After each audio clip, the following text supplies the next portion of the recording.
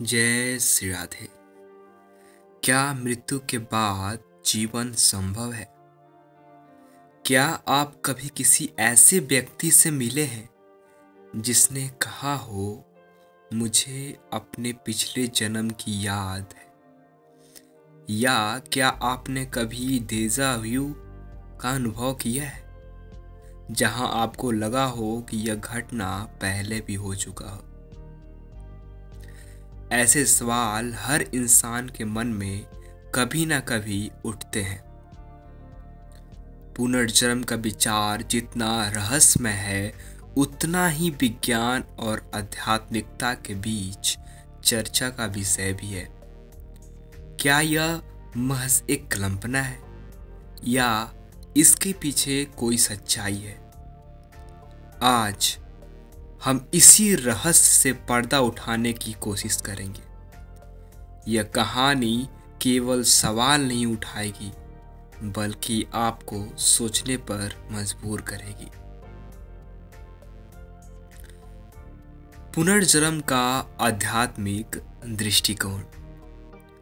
भारत जैसे देशों में पुनर्जन्म का सिद्धांत हजारों साल से अधिक आध्यात्मिक ग्रंथों और परंपराओं का हिस्सा रहा है।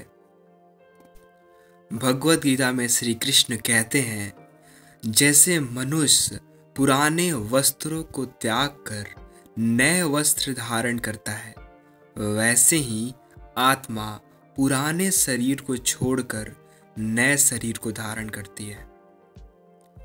यह विचार केवल वेदों तक सीमित नहीं है। बौद्ध धर्म, जैन धर्म और यहाँ तक कि ग्रीक दार्शनिक प्लेटो ने भी आत्मा के पुनर्जन्म की संभावना का जिक्र किया है। लेकिन क्या यह सिर्फ धार्मिक कथा है या इसके पीछे कोई ठोस तथ्य है? विज्ञान के दृष्टिकोण से जो पुनर्जन्म, जो रिकार्नेशन, ये क्या है? 20वीं सदी में पुनर्जन्म का अध्ययन पहली बार गंभीरता से शुरू हुआ। डॉक्टर यान स्टीवनसन वर्जीनिया यूनिवर्सिटी के मनोवैज्ञानिक ने दुनिया भर में हजारों मामलों का दस्तावेज किया। उन्होंने उन बच्चों के अनुभवों को देखा और उसे रिकॉर्ड किया जिन्होंने अपने पिछले जन्म के बारे में विस्तृत जानकारी दी। उदाहरण के लिए मनोहर का मामला, काल्पनिक नाम। भारत के एक छोटे गांव एक लड़का बार बार कहता था, मैं इस गांव का नहीं हूँ, मैं इस गांव का नहीं हूँ। मैं शहर में रहता था जहाँ मेरी दुकान थी। जांच करने पर पता चला कि उसी विवरण एक व्यक्ति कुछ साल पहले उस शहर में मारा गया था। यह कैसे संभव है कि एक 5 साल का बच्चा इतना सटीक विवरण दे सकता है? अब सवाल उठता है, विज्ञान इसे मान्य देता है? डेजा व्यू और विज्ञान। कई वैज्ञानिक मानते हैं डेजा व्यू मस्तिष्क की एक त्रुटि है, लेकिन क्या यह केवल एक त्रुटि है या आत्मा की एक झलक?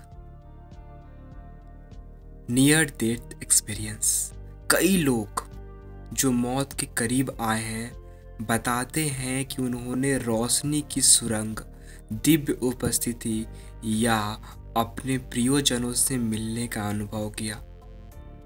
वैज्ञानिक इसे मस्तिष्क की ऑक्सीजन की कमी का परिमाण मानते हैं, लेकिन क्या यह पूरी सच्चाई है?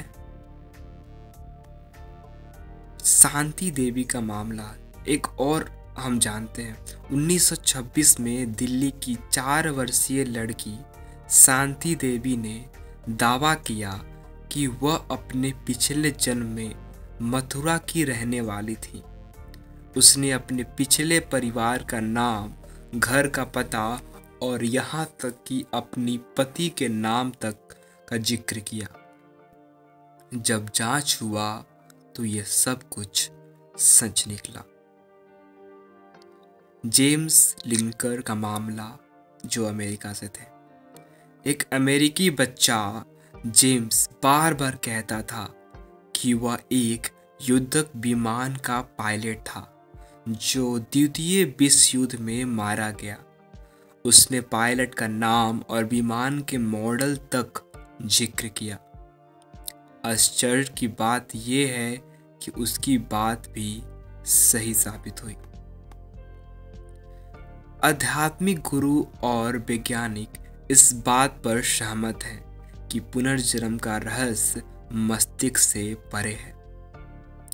वैज्ञानिक इसे क्वांटम फिजिक्स से जोड़ते हैं, जहां ऊर्जा कभी खत्म नहीं होती, बस रूप बदलती है। आध्यात्मिकता इसे आत्मा का चक्र मानती है, जहां कर्म के आधार पर आत्मा नया शरीर धारण करती है। संदेह और विवाद, जहां कुछ इसी सच्चाई मानते हैं, वहीं कई वैज्ञानिक इसे केवल मनोवैज्ञानिक भ्रम करार देते हैं। सवाल ये है कि क्या ये यादें वास्तव में पिछले जन्म की हैं? क्या मस्तिष्क ऐसी कहानियां बना सकता है? क्या पुनर्जन्म को नकारा जा सकता है?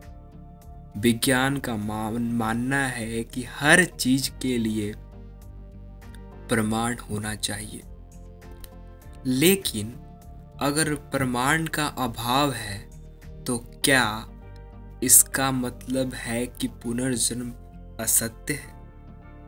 विज्ञान के पास आज भी बहुत से सवालों का जवाब नहीं है, जैसे ब्रह्मांड कैसे बना, चेतना क्या है, मन क्या है। इसी तरह पुनर्जन्म का रहस्य भी आज तक अज्ञात है। मृत्यु के बाद जीवन, एक आत्मचिंतन। पुनर्जन्म के विचार को माने या ना माने, यह हमें जीवन की गहराई और समझने का अवसर देता है।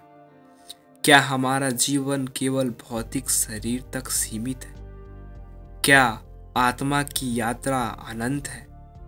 और सबसे महत्वपूर्ण, हमारे कर्मों की अगली यात्रा पर क्या प्रभाव पड़ेगा? इस बात का निर्णय करना कि पुनर्जन्म सत्य है या मिथ्या शायद अभी संभव नहीं, लेकिन एक बात निश्चित है, यह विचार हमें अपने जीवन की गहराई से समझने और इसे बेहतर बनाने की प्रेरणा देता है।